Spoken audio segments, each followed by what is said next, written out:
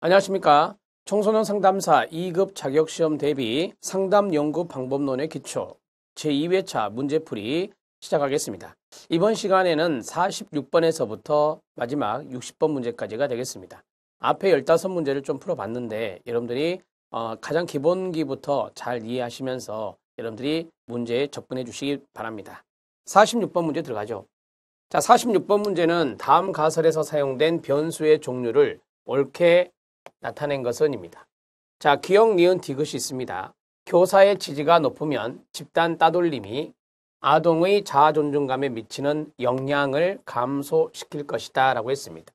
영향이라고 나온 거 보니까 인과관계입니다. 그렇죠? 네, 인과관계예요. 여기서 원인을 찾아보세요. 집단 따돌림이 자아 존중감에 미치는 영향이니까 이게 바로 원인, 독립 변수가 되겠죠. 그 다음에 이 녀석이 뭐겠어요? 네, 종속 변수가 되겠죠. 그러면 앞에 있는 교사의 지지는 뭐냐라고 하는 거죠. 교사의 지지. 여기에 따라서 이것이 이것에 미치는 영향이 감소될 거다라고 하는 거잖아요. 따라서 교사의 지지는 바로 조절 효과가 있다라고 해서 조절 변수 또는 조절 변인이라 합니다. 이렇게 정리할 수 있습니다. 자, 그러면 제가 이걸 그림으로 하면 집단 따돌림이 원인이니까 앞에 들어가고 그 다음에 아동의 자아 존중감이 종속 변수니까 뒤로 들어가겠죠. 자, 이렇게 화살표가 되겠습니다. 근데 뭐가 높으면 뭐에 따라서 교사의 지지입니다. 이렇게 되죠. 교사의 지지는 이런 식으로 표시될 수 있습니다. 그래서 이 녀석이 이것에 미치는 영향이 있는데 여기에 따라 교사의 지지에 따라서 이게 약간 감소할 거다라고 하는 거잖아요. 따라서 이것은 조절 변이이다 이렇게 말하는 겁니다.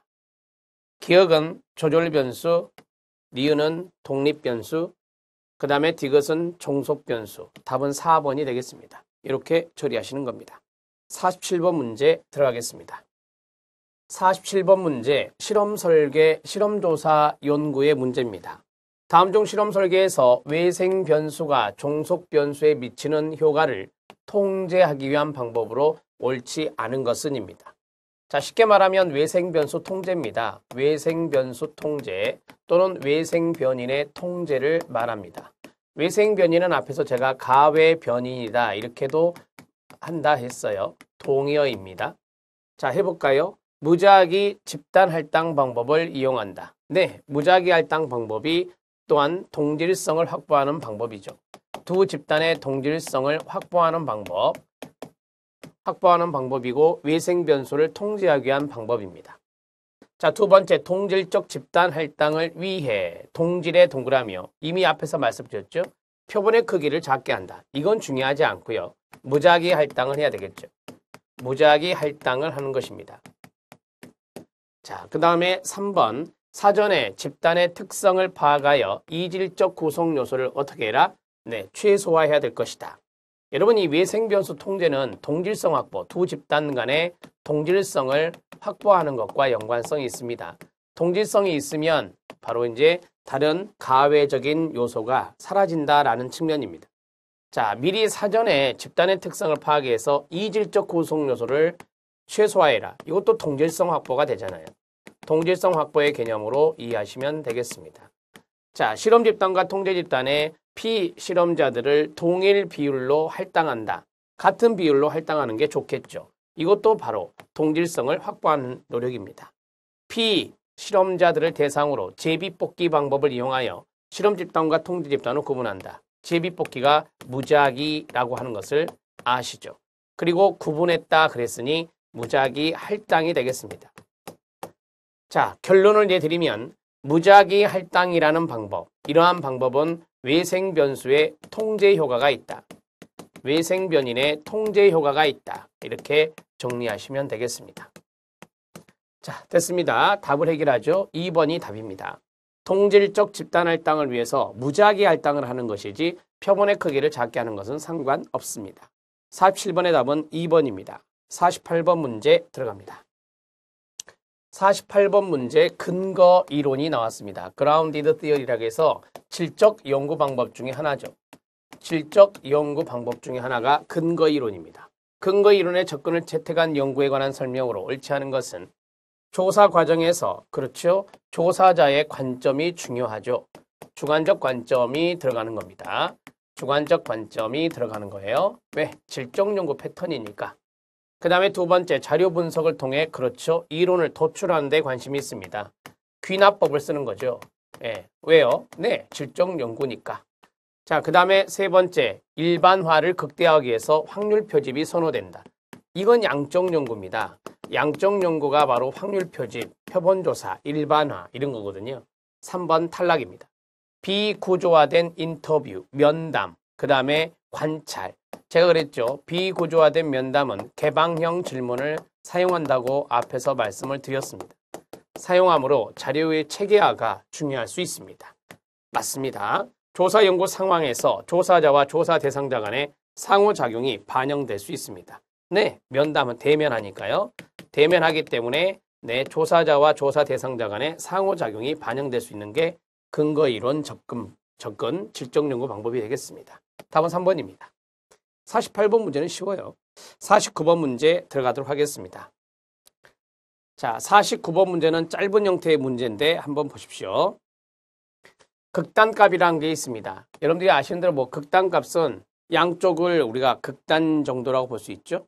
매우 높거나 매우 낮거나 이런 것들이 바로 이제 극단값이다. 이렇게 정리할 수 있습니다.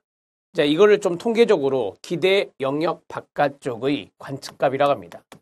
기대 영역 바깥쪽입니다. 극단이니까 바깥쪽의 관측값을 우리가 극단값이다. 이렇게 말을 합니다. 그러면 극단값의 영향을 가장 많이 받는 것은 1번 최빈치, 2번 중앙치, 3번 백분위, 4번 산술평균, 5번 표준편차.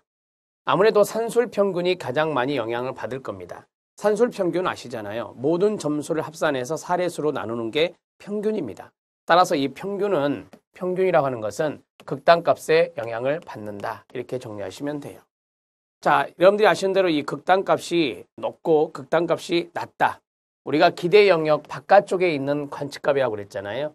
이러한 것들은 평균을 높이기도 하고 평균을 깎아먹기도 합니다. 이러한 것들이 바로 산술평균이다 보시면 되겠죠. 답은 4번이 됩니다. 여러분 49번 문제는 그냥 외우셔도 됩니다. 극단값에 영향을 많이 받는 건 평균이다. 이런 식으로 한 문장으로 쭉 외우셔도 됩니다. 49번 문제 해결했습니다. 50번 문제 들어갑니다. 자, 50번 문제는 현장 연구조사입니다. 현장 연구조사는 아시는 대로 관찰법을 쓰겠죠. 현장에서 하는 것이니까 관찰법이라고 하는 조사를 하겠죠. 특성으로 옳은 것은입니다. 자, 모수를 추정하는 것을 목적으로 한다. 여러분, 관찰법 현장 연구조사는 되게 우리가 양으로 할까요? 질적으로 할까요? 되게 질적으로 하는 것들이 있겠죠. 그러겠죠? 네. 관찰법을 쓰는 것이니까 질적 연구 방법과 연관성이 있습니다. 모 집단의 추정치를 모수라고 합니다. 모 집단의 추정치를 모수라는데 그거를 추정하는 것을 목적으로 한다. 이거 양적 조사입니다. 양적 조사가 바로 모 집단의 추정치인 모수를 추정하는 겁니다. 원하는 변수를 미리 설정하여 측정한다라고 했는데요. 이것도 당연히 양적이 되겠죠. 양적 조사에서 변수가 있고 그 변수를 측정하는 거니까요. 그 다음에 연구 대상자를 자연적 상황에서 탐구할 수 있다. 이게 이제 참여 관찰 또는 자연 관찰이라고 하는 것이 여기에 들어갈 수 있죠. 네, 자연적인 상황에서 탐구할 수 있는 거. 아, 질적 연구네요. 네, 3번 지문이 맞겠네요. 가설을 계량적으로 검증할 수 있다. 계량적 나오면 당연히 양적 조사입니다. 자, 마지막 들어갑니다. 장기간에 걸친 사회적 과정을 연구하는데 부적합합니까? 아니죠. 적합합니다. 현장 조사는 바로 이런 특징이 있죠. 장기간에 걸쳐서 할 수 있습니다. 이유는 질적 조사를 연결해 보세요. 질적 조사는 장기간에 걸쳐서 할 수 있고 과정을 연구하는 것이 질적입니다. 따라서 현장 연구 조사와 일맥상통할 수 있죠. 여기 문제가 질적 조사라고 돼 있지 않지만 우리가 응용을 해야 됩니다. 현장 연구 조사는 관찰법을 쓰고 질적과 관련성이 있다. 그래서 5번 지문은 부적합하다 하면 안 되고 적합하다 해야 됩니다. 옳은 것은 3번입니다. 50번 문제 해결했고요. 자, 이제 51번 문제 들어가도록 하겠습니다. 51번 문제 개념의 조작화가 나왔습니다. 조작화는 조작적 정의를 말한다. 조작적 정의는 구체적으로 쓰는 거고요. 명확하게 쓰는 거고요. 측정 가능하게 쓰는 겁니다. 검증 가능하게 쓰는 겁니다. 그걸 우리가 조작적 정의라고 합니다. 자, 옳지 않은 것은입니다. 천재라고 하는 것을 조작적 정의로 한다면 지능지수가 높다. 이런 식으로 정리할 수 있겠습니다. 표준화된 척도는 끊어보세요. 그렇죠? 척도는 수량화한 거죠. 조작화의 산물이라 볼 수 있습니다. 그 다음 이걸 우리가 측정 도구라 하잖아요. 측정 도구가 바로 척도인데 이 측정 도구는 조작화의 산물입니다. 추상적 세계와 경험적 세계. 추상적 세계는 아시는 대로 개념이라 하고 그 다음에 경험적 세계를 뭐한다? 연결하는 작업입니다. 경험적으로 검증이 가능해야 된다 그랬잖아요. 그래서 경험적 세계를 연결하는 것입니다. 2번 질문 알아놓으셔야 돼요. 명목적 정의로서 충분히 조작화가 가능하다. 아니죠. 명목적 정의는 우리가 사전적 정의라고 하거든요. 충분히 조작화가 가능하려면 조작적 정의를 해야 됩니다. 조작적 정의를 해야 된다. 이렇게 정리하시면 됩니다. 개념적으로 정의된 내용이 실제로 관찰되게 정의하는 거다. 자, 개념적으로 정의된 내용이 있어요. 자, 그것이 실제로 관찰된다. 제가 앞에 천재라는 단어를 썼잖아요. 개념적으로 정의된 것이 천재라면 실제로 관찰되게, 관찰이 뭘까요? 네, 측정되게, 측정 가능하게 동의어예요. 자, 관찰되게 정의한다. 지능지수. 지능지수가 바로 IQ가 되는데 이 녀석이 천재를 우리가 판단할 수 있는 것이죠. 맞습니다. 양적 조사에서 매우 중요한 거죠. 양적 조사에서 중요한 이유는 측정이 가능하게 했다라고 해서 양적 조사에서는 개념을 조작화해야 됩니다.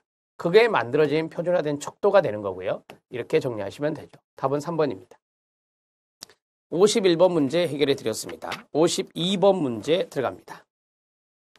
자, 52번 문제 양적 조사와 질적 조사의 내용인데 사례 문제입니다. 옳지 않은 것은입니다. 질적 조사, 잠재적 내담자에 대한 이게 중요한 것, 심층 면접 별표 맞습니다. 그 다음에 양적 조사, 단일 사례 조사로 청소년들의 흡연 횟수, 수량화 되어 있죠. 횟수를 3개월 동안 주기적으로 기록하는 거 양적 조사 맞습니다. 노숙인과 함께 2주간 생활하면서 참여 관찰했답니다. 질적 조사 맞습니다. 초점 집단 면접이란 걸 아셔야 돼요. 자, 포커스 그룹 인터뷰라고 해서 FGI라 하고요. 초점 집단 면접을 통해서 문제 해결 방안을 도출하는 거. 여러분, 초점 집단 면접이 무엇입니까? 네, 집중 토론을 하는 겁니다. 서로 만나서 집중 토론을 하는 거죠. 그렇게 해서 합의점을 이끌어내는 겁니다. 합의점을 도출해내는 것을 초점 집단 면접이라고 합니다. 그러면 이런 것은 양적일까요? 아니죠. 질적이겠죠. 질적 조사입니다. 양적 탈락. 자, 그 다음에 사례 연구의 기록을 분석하여 핵심적인 개념을 도출했다라고 했습니다. 사례 연구의 기록물은 서술되어 있는 거겠죠. 사례 연구의 기록물은 서술되어 있겠죠. 그것을 조사했다. 당연히 질적 조사일 것입니다. 수량화하는 게 아니잖아요. 그래서 질적 조사입니다. 답은 4번입니다. 52번 문제 잘 알아놓으세요. 52번 중요합니다. 53번 문제 들어갑니다. 53번 문제는 박스형의 문제입니다.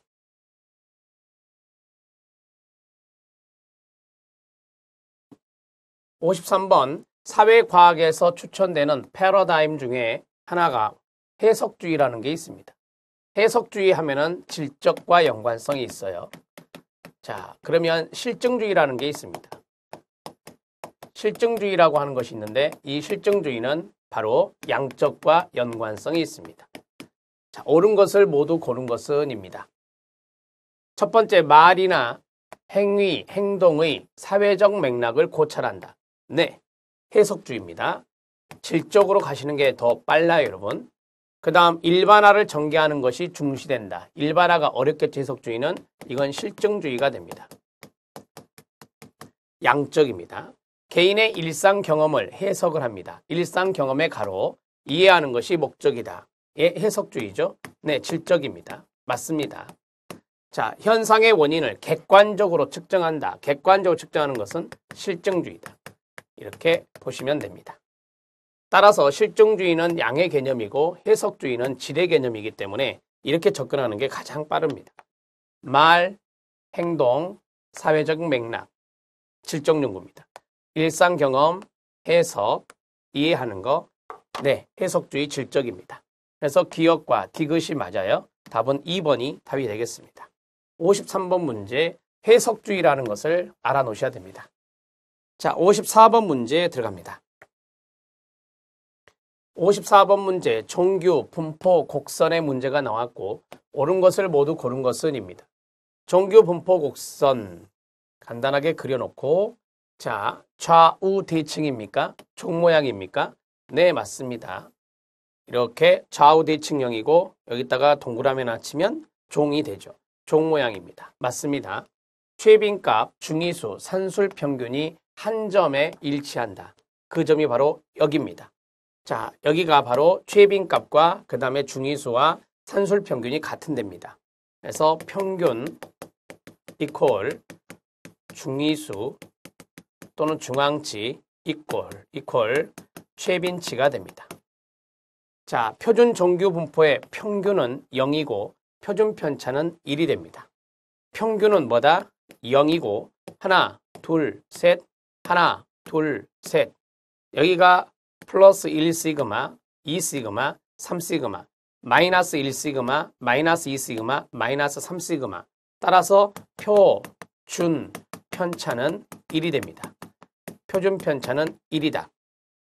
표본의 대표성에 관한 유용한 정보를 제공해 줍니다. 표본의 대표성, 이게 바로 이제 정규 분포를 이루었을 때 대표성이 있다. 이렇게 이야기하는 거거든요. 정규 분포를 이룰 때 대표성이 있다라고 하는 것입니다. 자, 정리가 되었습니다. 기억, 니은, 디귿, 리을 모두 다 선택하시면 됩니다. 54번 문제는 기본이죠. 55번 문제 들어갑니다. 55번 문제, 사전, 사후 검사에서 서로 다른 촉도 가로, 이걸 사용해서 발생할 수 있는 타당도의 저해 요인은 이라고 했습니다. 이 타당도 저해 요인은 바로 내적 타당도가 되겠습니다. 내적 타당도의 저해 요인이 됩니다. 여러분, 내적 타당도 저해 요인은 상당히 많이 있는데 여기 내적이란 단어가 들어가면 아시는 대로 인과관계입니다. 따라서 저해 요인이니까 인과관계 규명이 잘 안 되는 거죠. 그게 바로 내적 타당도 저해 요인입니다. 그럼 외적 타당도라고 하는 것도 있겠죠. 제가 이쪽에 쓰겠습니다. 자, 외적 타당도라고 하는 것도 있을 거다. 외적 타당도는 개념만 잡을게요. 일반화입니다. 일반화의 정도를 우리가 외적 타당도다 이렇게 이야기할 수 있습니다. 자, 됐고요. 성숙 효과입니다. 시간의 흐름에 따라서 자연적으로 성장하는 것을 성숙 효과라 합니다. 테스트 효과입니다. 테스트 효과는 검사 요인이라고 하죠. 검사 요인은 측정 도구가 이건 다른 거고요. 측정 도구가 같을 경우입니다. 측정 도구가 같을 경우 친숙도가 높아져서 영향을 끼치는 거죠. 그게 바로 검사 요인 테스트 효과입니다. 조사 반응성이 있습니다. 조사 반응성은 아시는 대로 반응 효과라고 하는데 이 반응 효과라고 하는 녀석은 외적 타당도, 일반화를 어렵게 해서 외적 타당도의 저해 요인이 됩니다. 이렇게 정리하시면 되고. 도구 효과입니다. 도구 효과가 바로 요거죠. 네, 측정 도구가 서로 다를 때입니다. 측정 도구가 다른 경우 우리가 바로 도구 효과다 이렇게 나타납니다. 통계적 회귀입니다. 통계적 회귀는 극단적 측정값을 갖는 대상자, 극단적 측정값을 갖는 대상자의 경우는 프로그램을 하지 않아도 평균 지점으로 회귀하는 경향이 있다. 평균으로 회귀 경향이 있다. 돌아가는 경향이 있다라고 하는 거죠. 이것을 우리가 통계적 회귀라고 합니다. 자, 개념을 다 써드렸어요. 답은 4번입니다. 55번 문제 해결했습니다. 56번 문제 들어갑니다. 56번 문제 단일 사례 설계 중에 A, B, C, D 설계가 나왔고 옳은 것을 모두 고른 것은 56번 문제 별표. 자, A, B, C, D 설계를 우리가 복수 요인 설계라고 합니다. 복수 요인 설계 하나 정도는 기억하십시오. 자, 기초선 형성 후에 끊어요. 서로 다른 복수의 개입 방법을 연속적으로 도입하는 겁니다. 제가 A, B, C, D를 그려드리겠습니다. 여기가 시간이 되고 여기가 표적 행동의 빈도가 됩니다. 표적 행동의 빈도가 되는데 자, 앞에가 프로그램을 하지 않는 A가 됩니다. 자, 프로그램을 제가 하나, 그 다음에 둘, 그 다음에 세 개를 합니다. B라는 프로그램을 하고 C라는 프로그램을 하고 D라는 프로그램을 한다. 이럴 때 이제 보는 건데요. I가 싸움을 합니다. 그 싸움의 빈도를 봤더니 프로그램을 안 할 때 이렇게 증가됐습니다. 자, 프로그램을 했더니 감소되지 않습니다. 자, 여기 D라고 하는 프로그램을 했더니 감소가 되었네요. 자, 이런 식으로 되면은 D라는 프로그램이 효과가 있다라고 합니다. 자, 단일 사례 연구 설계의 목적은 프로그램의 효과성을 검증하는 겁니다. 프로그램의 효과성을 검증하는 겁니다. 그게 바로 단일 사례 설계의 목적입니다. 자, 기억을 다시 봐주세요. 기초선 형성 후, 기초선이 라지 A거든요. 서로 다른 복수의 개입 방법 프로그램 B, C, D가 되는 거죠. 맞습니다. 우연한 사건은 끊어봐요. 개입 효과에 영향을 미치지 않는다? 미칩니다. 만약에 이때 아이가 가장 무서워하는 아빠가 프로그램에 참여했다. 그러면은 이 우연한 사건이 바로 이 아이가 싸움을 줄일 수 있는 하나의 계기가 되어버립니다. 그래서 우연한 사건은 A, B, C, D 설계의 문제점이라고 합니다. 자, 서로 다른 개입 방법의 효과성을 비교한다. 맞죠? 서로 다른 개입 방법이 뭐라고요? B, C, D입니다. 효과성 비교하는 거 맞습니다.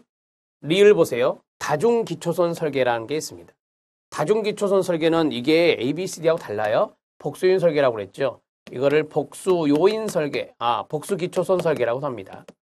복수기초선 설계. 복수기초선 설계는 아시는 대로 여러 문제에 적용할 수 있고 여러 대상자, 여러 상황에 적용할 수 있는 것이 바로 복수기초선 설계입니다. 당연히 프로그램은 하나입니다. 자, 복수기초선 설계는 순서 효과를 통제할 수 있게 한다라고 했습니다. 여러분, 이 순서 효과가 있는데요. 순서 효과는 지금 문제는 A, B, C, D 설계를 물어보고 있잖아요. 자, 순서 효과가 이거예요. 가장 순서가 뒤로 왔다 그래서 순서 효과는 후행 효과라고 하는 겁니다.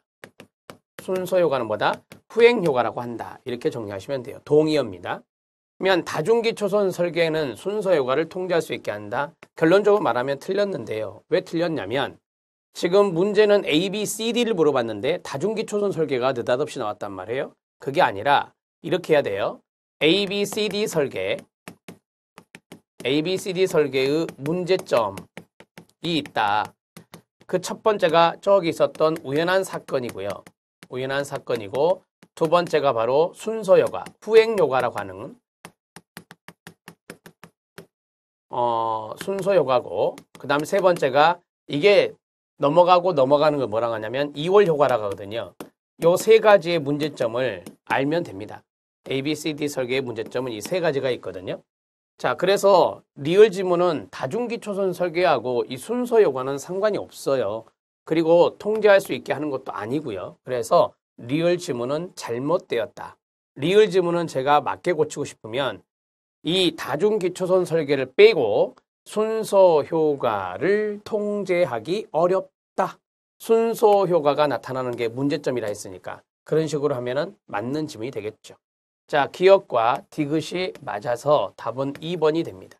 56번 문제 알아놓으시기 바랍니다. 57번 문제 들어갑니다. 자, 57번 문제. 다음 가설을 검증하기 위해 적합한 실험 설계 방식은 무엇이냐? ADHD 아동에게 주기력 결핍 및 과잉행동장애 아동에게 그 말이죠. 프로그램 유형이 있는데요. 프로그램 놀이 치료가 있고 음악 치료가 있어요. 프로그램을 두 개 했네요. 프로그램 유형과 실시 시기, 낮 시간과 밤 시간을 달리함으로써 개입의 효과가 달라질 거다라고 했습니다. 앞에 두 개고 실시 시기도 두 개네요. 그렇죠? 그래서 이게 2 곱하기 2에 해당됩니다. 이거를 우리가 요인 설계라고 하죠. 자, 요인 설계는 프로그램을 두 가지 이상 하는 겁니다. 프로그램을 두 가지 이상 실시하는 경우 우리가 요인 설계다 이렇게 말해요. 답은 3번이 됩니다. 이렇게 정리하시면 돼요. 나머지는 참고하십시오. 자, 57번은 이게 핵심입니다. 프로그램을 두 가지 이상 실시하면 요인 설계다. 근데 이 요인 설계는 프로그램 유형이 두 개고 실시 시기도 두 개니까 2 곱하기 2의 유형이 되는 겁니다. 자, 됐습니다. 57번 문제 답은 3번입니다. 58번 문제 들어가도록 하겠습니다. 자, 58번 문제 다음 사례의 내적 타당도 저해 요인은 뭐냐? 사전 검사에서 우울 점수가 지나치게 높은, 이게 결정적 힌트, 지나치게 높은 5명의 노인을 선정하여 우울 감소 프로그램을 제공한 후 동일한 도구로 사후 검사를 실시하였더니 이들의 우울 점수가 낮아졌다고 합니다. 자, 여러분, 이것은 우울 점수가 낮아졌는데요. 자, 지나치게 높으니까 이것을 안 해도, 프로그램을 하지 않아도 우울 점수는 떨어질 수 있다라고 말할 수 있는 거죠. 지나치게 높은, 이게 결정적 힌트가 되는 거예요. 이게 뭐죠? 통계적 회귀입니다. 제가 말씀드렸죠. 통계적 회귀는 극단적 측정값을 갖는 사람들을 뽑아서 하는다라고 했습니다. 지나치게 높으니 결정적 힌트가 됐다고요. 답은 2번이 답이 됩니다. 자, 후광 효과는 어떤 사람의 외모나 어떤 사람의 지위나 지위 등의 영향을 받는 겁니다. 영향을 받아 긍정적인 면이 부각되는 거죠. 그게 바로 후광 효과, 할로 이펙트라고 하는 겁니다. 실험 대상 변동, 실험 대상 변동을 우리가 이제 상실 요인 이런 식으로 이야기합니다. 프로그램이 바로 이제 실험이라고 볼 수 있는데요. 그 대상자가 변동됐다, 뭐 이사를 갔다든지 아니면 탈락됐다든지 이런 거죠. 자, 도구용은 앞에서 말씀드렸고, 인과적 시간 순서, 우리가 이제 원인이 앞에 와야 되잖아요. 그 다음에 결과가 뒤에 와야 되는데, 자, 이런 원인과 결과의 인과적이니까요. 이렇게요. 자, 시간 순서, 이 순서에 모호함이 있다라고 하는 거죠. 순서에 모호함이 있으면 바로 문제가 되는 겁니다. 인과관계를 추론하려면 우리가 원인이 항상 앞에 있어야 되는데 그러한 순서에 모호함이 있으면 문제가 되는 거죠. 자, 인과관계라는 말을 왜 쓰는지 아시겠죠? 내적 타당도는 제가 앞에서 말씀드렸잖아요. 인과관계, 인과성을 검증하는 겁니다. 인과성을 검증하는 것이 바로 내적 타당도거든요. 네, 답을 해결했습니다. 답은 2번입니다. 자, 59번 문제 들어가도록 하겠습니다.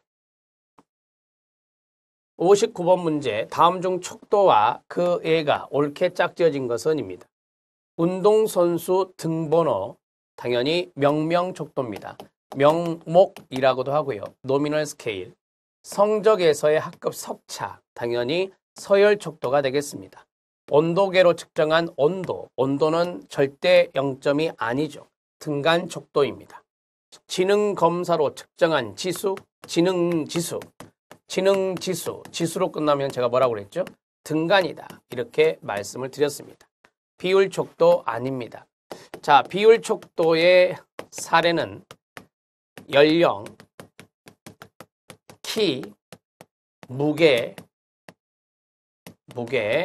그 다음에 무슨 율, 그 다음에 시험 응시자 수, 수입, 이런 것들을 우리가 모두 다 절대 0점이 있는 비율 척도라고 합니다. 절대 0점이 있다. 이렇게 보시면 됩니다. 그러면 등간 척도는 뭐가 있었죠? 여기서 두 가지가 나왔어요. 온도하고 지능지수가 나왔습니다. 하나만 더 써드린다면 시험 점수가 나옵니다. 시험 점수도 등간이죠. 영어를 0점 맞았다. 절대 0점 아닙니다. 영어를 전혀 모르는 거예요? 그거 아니잖아요. 그러니까 시험 점수는 등간 척도로 들어갑니다.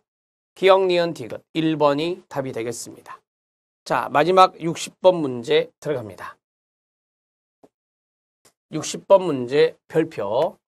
타당도의 종류에 대한 설명으로 옳은 것은 입니다.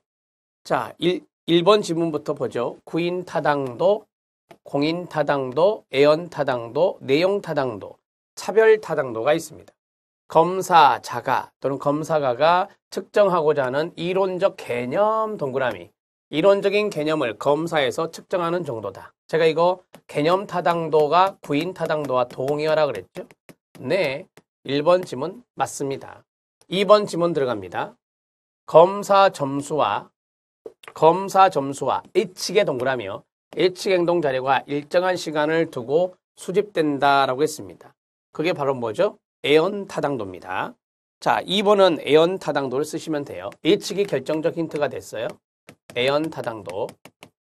제가 이 문제에 별표 치른 이유는 이 지문들이 생소해요, 여러분들이 보니까. 그래서 이런 것도 좀 알아놓으시라고요. 애연 타당도는 내가 검사를 하고 나서 한참 후에 해야 되는 거잖아요. 그래서 일정한 시간을 두고 수집하는 겁니다. 수집되는 거예요. 애연 타당도 인이 공인 타당도 아닙니다. 관심이 있는 동일 특성을 측정하는 검사 외의 끊어요. 자, 다른 대안적 방법에서 측정된 내용과의 관계를 보는 거다라고 했습니다. 다른 동그라미요.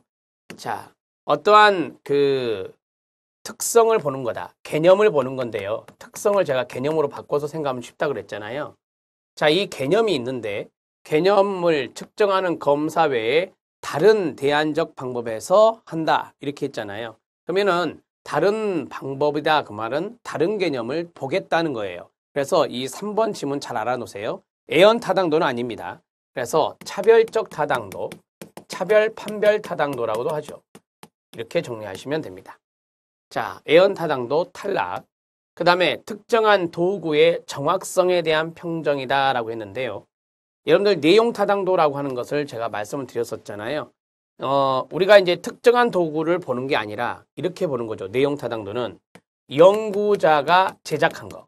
연구자가 직접 제작한 것과 제작한 척도와 그 다음에 연구 목적이요.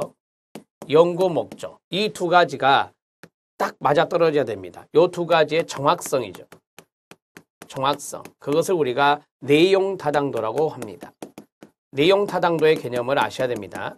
내용 타당도는 연구자가 직접 제작한 척도와 연구 목적이 어느 정도 정확하냐 이걸 보는 거지 특정한 도구의 정확성이 아닙니다. 자, 그 다음에 차별 타당도. 이론적으로 관계가 있는 변인과 상관관계 높을 때 높은 타당도는 바로 수렴 타당도라고 배우셨잖아요. 수렴 타당도라고 배우셨습니다. 차별 타당도가 아닙니다. 60번 문제는 1번이 옳아요. 1번이 옳고 2번, 3번, 4번, 2번, 3번, 4번, 5번은 제가 오답 노트에 드린 대로 2번은 애연 타당도, 3번은 차별 타당도, 4번은 문장이 틀렸어요. 연구자가 직접 제작한 척도와 연구 목적 간의 정확성을 평정하는 겁니다. 그 다음에 여기는 수렴 타당도라 했습니다. 60번의 답은 1번입니다. 자, 지금까지 상담연구방법론의 기초 제2회차 문제를 모두 풀어보았습니다. 여러분들이 차근차근 제 설명을 잘 들어주시고 또 여기에 있는 내용들을 잘 기록해 주시면 됩니다. 필요한 부분은 해설을 보시고요. 해설을 좀 장황하게 써놨는데 그 해설의 내용도 여러분들이 꼼꼼히 읽어주시면 좋겠습니다. 열심히 공부하시기 바랍니다. 수고하셨습니다.